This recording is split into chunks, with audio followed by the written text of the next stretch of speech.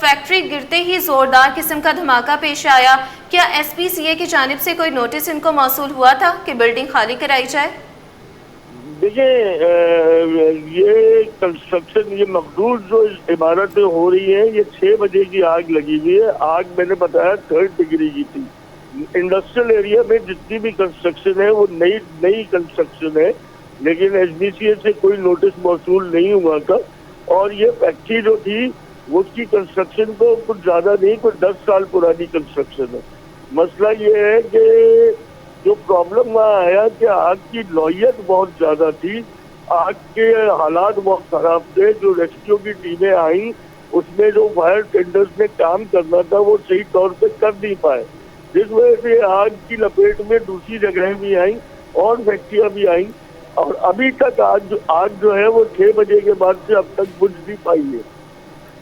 ठीक है फैसल साहब, जैसा कि आपने बताया कि ये फैक्ट्री कोई इतनी पुरानी नहीं थी, 10 साल का अरसा गुजरा था। क्या फैक्ट्री में नाकिस मटेरियल का इस्तेमाल किया गया था आपकी नज़र में? देखिए, यहाँ कपड़े का काम होता है, लोकल गारमेंट्स का कपड़ा सप्लाई होता है और कपड़े में पॉलिएस्टर होता है।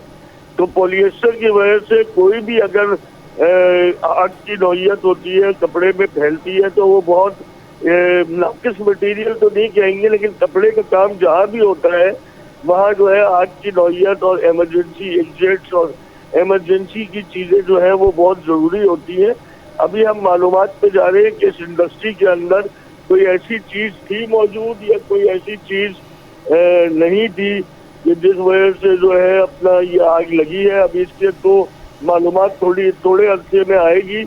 अभी तो सबसे पहला जो हमारा टारगेट है वो आग बुझाना है, इसलिए कि आसपास जितनी फैक्ट्री है उनको खाली करा लिया गया है, इस वजह से कि ये आग दूसरी फैक्ट्रियों में फैल रही है। ठीक है सर, ये भी बताइएगा कि बल्दिया टाउन फैक्ट्री हादसा हुआ, वो भी एक बहुत खौफनाक हादसा था, तो उसके बाद क्या हुकूमत की जानिब से कोई इसकी हिफाजत के लिए कोई इकदाम किए गए जिसके पेश नजर ऐसे हादसा पर जो है वो काबू पाया जा सके? देखिए जी, एसओपीज हमने तय की हुई है एज एन एसोसिएशन। मैंने सारी एसओपीज दी हुई है और बहुत सारी फैक्ट्री 70 to 80% उस एसओपीज पे काम कर रही है। लेकिन इस शहर का हाल आपको पता है कि जिस तरह इदारों ने बैठ के एसओपीज के नाम पे सिर्फ पैसे लिए हैं, इसी वजह से जो है ये मामलात होते हैं। और अक्सर औकात आप देखते हैं कि इंडस्ट्रियल एरियाज में ये मामलात हैं। लेकिन हम अपनी डिजास्टर मैनेजमेंट सेल, इसके अलावा जो हमारी चीजें हैं, फायर स्टाफ है जो नकाटी खुद ओन करती है, हमारे अपने 2 फायर टेंडर हैं, हमने अपने तमाम मेंबर्स को ये दी हुई है कि एसओपीज का ख्याल रखें, फायर एग्जिट, फायर एंट्रीज और फायर इमरजेंसीज का ख्याल रखें। हम कोशिश कर रहे हैं कि हमारे पास 70% इंडस्ट्री जो है वो अभी तक जो है इन एसओपीज पे काम कर रही है।